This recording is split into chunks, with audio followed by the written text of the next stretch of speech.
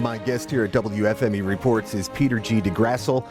He is a noted expert and an analysis on Chinese-American relations. He just wrote a book called Custom-Made Knowledge for New World Disorder. He's a fascinating guy. You say in the book, and you feel that the real, I don't want to use the word enemies, but you use the word enemies. In fact, I'll use the word enemies. I'm going to step out and say, yes, in America are the Arab oil-producing countries. Can you elaborate a little bit about that? Absolutely.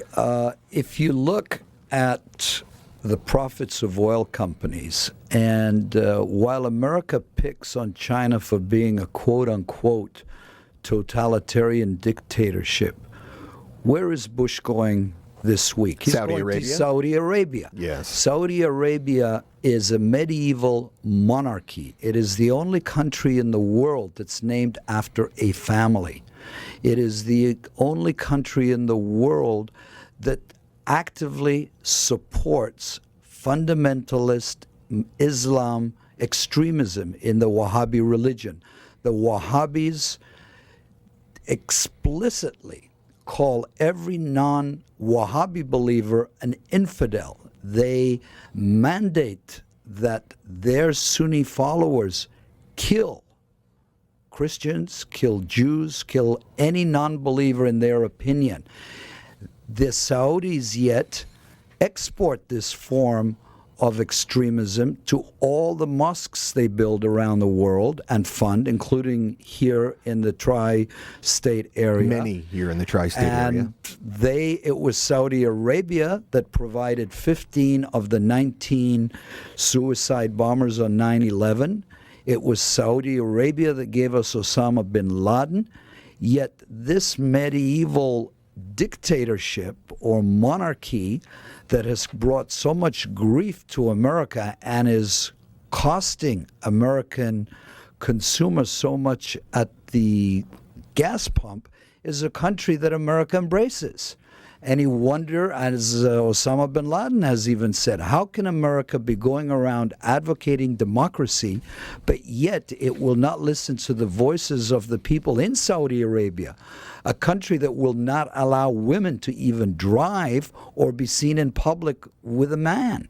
But this is an extreme government that the U.S. embraces, and a government that is making billions and billions of dollars at the expense of the American consumer.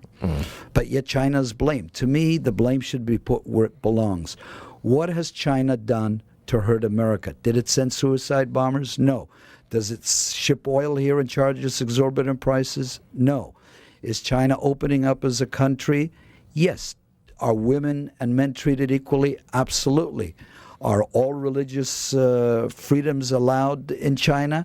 Yes, every religion is practiced there. Churches are there, temples are there, mosques are there. So I don't mean to stop you, but that's not exactly the information we're getting. Many of us are getting here in the United States, that China is so open with religions or with religious liberties. But you're saying that they are. I say they are. They do not actively support, for example, the Roman Catholic Church. They have their own Catholic Church. But all other Protestant denominations openly worship. Catholics openly worship in Catholic churches that are state-supported. And the Catholics that believe in the Pope in Rome openly worship in so-called underground churches that everybody knows where they are. So they're not really underground, and if the government really wanted to stop them, they could. You see missionaries, as I point out in my book, Hong Kong is the missionary launch pad into China and has been for the last few hundred years. There's nothing new there. Certainly, that's something you could never get into Saudi Arabia. That's right, exactly. Yeah, and I don't want to diminish your original point in comparing Saudi Arabia to China, and also your original statement of just how, I don't know what word to use, but how precarious our relationship with the Saudis really is. And in regards to that, the United States is in a conundrum.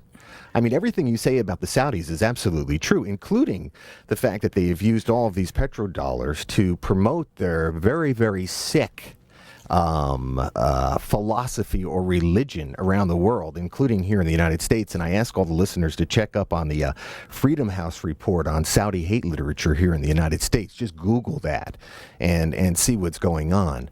But unfortunately, they sort of have, in many ways, I hate to say it, the power over us. Is that not true? Because they basically control all that oil? Well, it's not just that they control the oil, it's they control the career politicians in Washington and all certainly the the former executive branch. And Yes. all former presidents are on their payroll. Yeah. Whether it's Bush, Carter, you go right down the line. Absolutely. Thank you for saying it. They have one of the strongest lobbying groups in Washington, and they are also a very corrupt regime. They believe in bribing politicians. That's just a way of doing business. It's a way of life in the Middle East.